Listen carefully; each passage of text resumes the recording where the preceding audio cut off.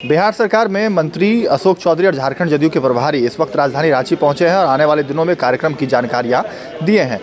21 जनवरी को रामगढ़ से नीतीश जोहार कार्यक्रम का आयोजन किया गया है और आने वाले दिनों में कई तरह की चरणबद्ध कार्यक्रम को लेकर जो है प्रेस कॉन्फ्रेंस कर जानकारियां दी है।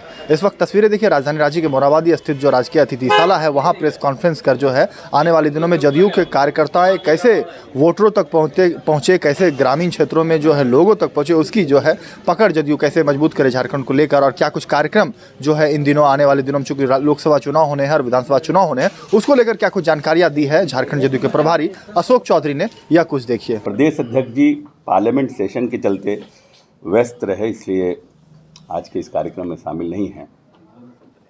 हम लोग एक हफ्ते पहले भी आए थे और पार्टी के जो यहाँ पर हमारा शीर्षस्थ टीम था उन लोगों से हम लोगों ने राय विचार किया था और उसके बाद पटना जाकर माननीय नेता से और देश के मुख्यमंत्री जी से हम लोगों की बात हुई। 17 जनवरी को माननीय नीतीश जी का कार्यक्रम तय हुआ है रामगढ़ में। 17 जनवरी रविवार है और नीतीश जोहार के नाम से इस कार्यक्रम को हम लोग शुरू करेंगे और पहला कार्यक्रम रामगढ़ में है और प्रयास होगा कि और जगहों पर जल्द से जल्द जनवरी के महीने में और जगहों पर हम लोग इनका कार्यक्रम कराएं। प्रयास होगा कि सभी प्रमंडलों में करने का प्रयास करेंगे हम लोग एक कार्यक्रम, और नीतीश जी पटना से आएंगे सीधे और कार्यक्रम स्थल पर जाएंगे और वहीं से लौट जाएंगे। और इस कार्यक्रम के लिए हम लोगों ने मधुकर जी जो हाल में हम लोगों की पार्टी को ज्वाइन किए हैं उनको हम लोगों ने इसका कोऑर्डिनेटर बनाया है।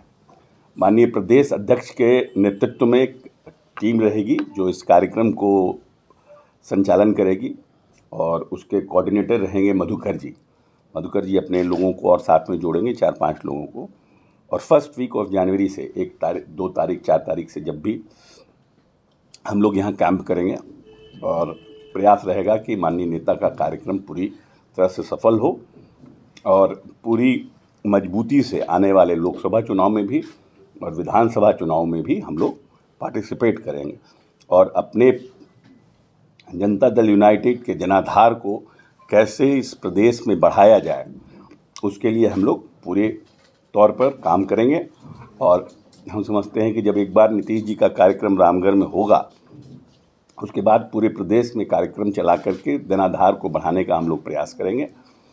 और हम लोग पूरी मुस्तैदी के साथ, पूरी टीम जो है पूरी मुस्तैदी के साथ झारखंड में जनता दल यूनाइटेड का जो पुराना वैभव था, जो पुरानी अपनी पकड़ थी, उसको वापस पाने के लिए पूरा हम सब लोग प्रयास करेंगे।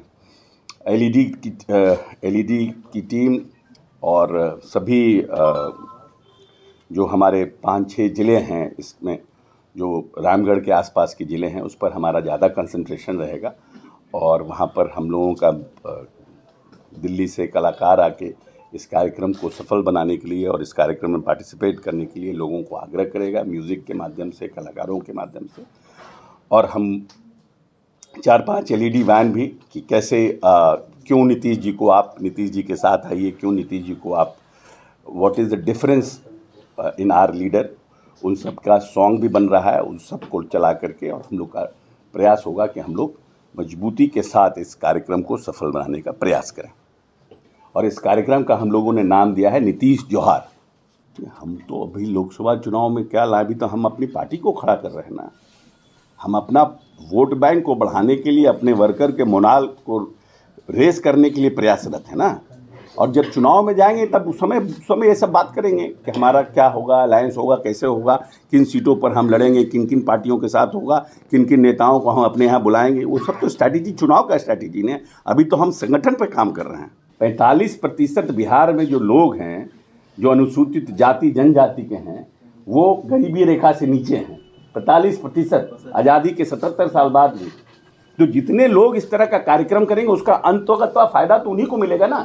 तो ये तो बहुत अच्छी बात है, सभी पार्टी करना चाहिए, सभी को करना चाहिए। जो एक बड़ा तबका है, जो एक लड़ाई पेरियार ने लड़ा, यानी जैल सिंह ने लड़ी, कर्पूरी ठाकुर जी ने लड़ा, कि जिसकी जितनी हिस्सेदारी, जितनी जिसकी आबादी उतनी उसकी हिस्सेदारी। तो उस लड़ाई को तो ताकत देना पड़ेगा ना आपको। ये कहीं ना कहीं इस प्रजातंत्र में उनको एड्रेस करना पड़ेगा ना। अब जिनके पास वोट आप जिनका लेते हैं वो पड़े हुए अभी तक 77 साल बाद भी असमानता में, और आप सरकार बना रहे हैं। जिनके पास कम है संख्या वो सरकार में है, वो पॉलिसी बना रहे हैं और वो अभी तक असमानता झेल रहे हैं। तो प्रदेश के जातीय गणना के बाद तो यह स्पष्ट हो गया ना बिहार में कि जो लोग लंबे समय से लड़ाई लड़ रहे थे अभी भी उनकी हालात बहुत सुधरी नहीं है। तो अभी उसमें विशेष आर्थिक पैकेज उनके लिए, विशेष उनके लिए कार्यक्रम चलाने की जरूरत है जो वो गरीबी रेखा से ऊपर आए। इसलिए तो हम विशेष बिहार में विशेष राज्य का दर्जा मांग रहे हैं। अच्छे पॉजिटिव नोट के साथ है तो हम उम्मीद करते हैं कि मेरा रिजल्ट भी अच्छा हो। रिजल्ट तो चुनाव में ना आएगा। चुनाव के पहले क्या रिजल्ट है? नहीं, बदलाव आपको अभी तुरंत कैसे दिखेगा? 5 महीने में अगर कोई व्यक्ति या मेरे जैसा व्यक्ति आ करके, तब तो हम तो सबसे बड़ा ऑर्गेनाइजर मैनेजर हो जाएं कि हमको तो पार्टी भाड़ा पे ले लेके सब जगह जा के 5-5 महीना में पार्टी खड़ा करने का हमको हो जाए, तब तो हम दूसरा प्रशांत किशोर हो जाएंगे। रामगढ़ को स्थानीय जो हमारे नेतागण थे, जब हम लोग पिछली बार आए थे तो उनसे राय मशवरा किया गया था कि कौन से जगह पर पहला कार्यक्रम होना चाहिए। तो सभी लोगों की राय यही बनी प्रदेश के कि रामगढ़ में किया कि हम अपने जनाधार को बढ़ाने के लिए प्रयासरत हैं। पार्टी का फुटहोल इस झारखंड प्रदेश में मजबूत हो, हम उसके लिए प्रयासरत हैं। जब समय आएगा तो बात भी किया जो मेरा मूल सवाल था कि आप एक बार नीतीश जाते हैं उसके बाद फिर जो एक्टिविटीज है वो थम जाती है। अब कल का तो हमको पता ही नहीं है क्या होगा, कल हम बचेंगे कि नहीं बचेंगे इसका ही जानकारी नहीं है।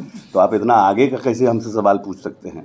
सवाल इसलिए क्योंकि आप खुद कह रहे हैं कि हम हेतु मतभूत के प्रश्न का जवाब नहीं देते हैं, और भविष्य में क्या होगा इसका हमको खुद ही नहीं पता है। हम आज प्रेस कॉन्फ्रेंस कर रहे हैं, पता चला 7 बजे हार्ट अटैक हो गया, मर गए। तो हम आपका पहले का काम सवाल का क्या जवाब देंगे? अशोक जी एक सवाल है कि कितनी सीट पर लड़ने का अभी देखिए, अभी इरादा, अभी हमको लगता है कि इसके लिए थोड़ा इंतजार करना चाहिए। कुर्मी हमारे यहाँ जो व्यक्ति इम्पोर्टेंट और प्रभावकारी रहता है हम उसी को ना बनाते हैं। फॉर्चुनेटली वो कुर्मी बिरादरी से थे, इसका ये मतलब नहीं है कि हमारी पार्टी कुर्मी की पार्टी है। हम पूरे देश में जातीय गणना करने की मांग कर रहे हैं, क्योंकि एक बड़ा जो तबका यहाँ पर है जो आदिवासियों का है, एक बड़ा तबका जो अनुसूचित जाति का है, शेड्यूल कास्ट का है, जिसकी जनसंख्या यहाँ अच्छी खासी जनसंख्या है, और ट्राइबल्स की जनसंख्या यहाँ अच्छी खासी है, अति पिछड़ों की।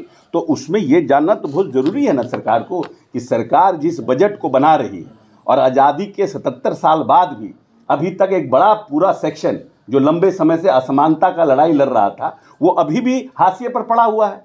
बिहार में जो जातीय गणना हुई उसमें 94 लाख परिवार आए, तो 25% लोग उच्च जाति के हैं, 33% लोग पिछड़े अति पिछड़े जाति के हैं, और 45% लोग अनुसूचित जाति जनजाति के हैं।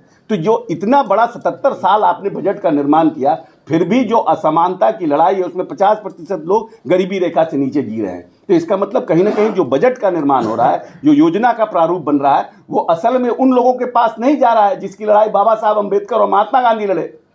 तो जातीय गणना करने से तो स्पष्टता होगी ना कि इस प्रदेश में, झारखंड में अंडा बेचने वाला कौन है, साइकिल पंचर बनाने वाला कौन है, इस देश में फल बेचने वाला कौन है। तो उनके असमानता को दूर करने के लिए राज्य सरकार कैसे योजना का निर्माण करे? कौन कहता है कि जातिवाद को बढ़ावा हम दे रहे हैं? किसने छुआछूत शुरू किया इस समाज में? किसने पिछड़ा अति पिछड़ा बनाया इस समाज में? किसने बनाया?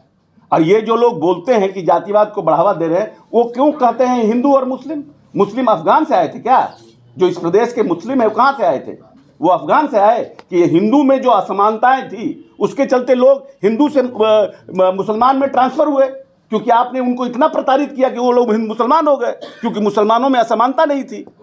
तो आप खुद कर रहे हैं तो अच्छा है, हम अपने लोगों को ऊपर उठा रहे हैं तो आप कह रहे हैं कि आप जातिवाद कर रहे हैं।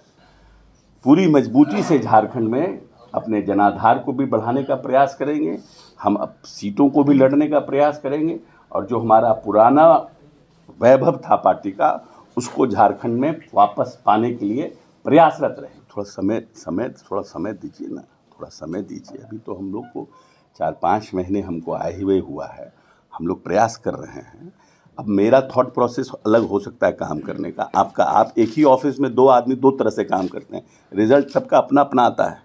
तो अभी हमको लगता है कि थोड़ा अर्ली है, कार्यक्रम भी होंगे, जनता से भी हम जुड़ेंगे, बिना जनता से जुड़े हुए हमको वोट तो मिलेगा नहीं। और जहाँ तक सवाल है कि कुछ न कुछ तो गड़बड़ियाँ हमारे लोगों से हुई है, हम तो एक्सेप्ट करते हैं, तभी तो पार्टी का इतने जगह हम चुनाव लड़े, 1000 वोट भी नहीं कहीं कहीं क्रॉस किए। तो निश्चित रूप से कुछ न गलतियाँ हुई, या तो उम्मीदवार के सिलेक्शन में गलतियाँ हुई, या पार्टी के चुनाव लड़ने के तरीके में गलतियाँ हुई, या फिर हम जनाधार को इम्प्रेस करने में कहीं ना कहीं कुछ ना कुछ तो हुआ होगा। तब तो इतनी, जहां हम 8 सीट पर लड़ते जीतते रहे, वहां पर हमारा जहां 3-3 मंत्री होता था, वहां पर हम 1 सीट पर कंटेस्ट भी देने लायक नहीं रहे। तो there is some fault from our side, will rectify it, and I am assuring you कि पार्टी पूरी मजबूती सशक्त के साथ आने वाले समय में चुनाव। लाइव लगातार के लिए रांची से मैं कौशल कुमार। लाइव लगातार के वीडियो को लाइक करें, सब्सक्राइब करें और बेल आइकन को दबाना न भूलें।